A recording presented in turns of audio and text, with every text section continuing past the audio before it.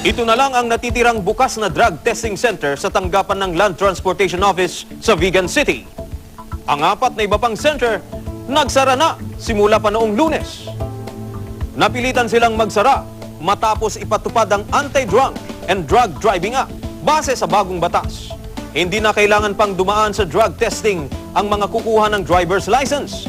Si Venus na empleyado ng isa sa mga drug testing center, inirereklamo ang bagong batas. Marami daw kasi ang nawalan ng trabaho at lumiit ang kita. Mula sa 30 customer kada araw, umaabot na lang daw sa 5 ang pumapasok sa opisina nila.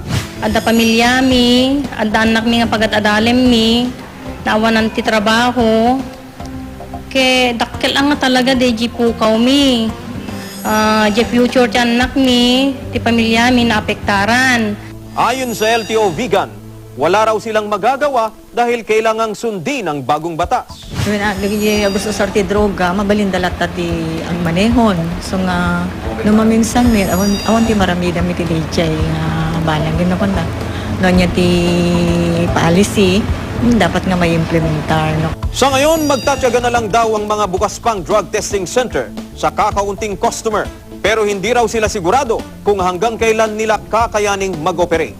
Ang mga aplikante naman sa LTO, iba-iba ang reaksyon sa implementasyon ng naturang batas. Medyo nagkatambasit, sir. Gaston mi. Dumalanda ka mo, sir.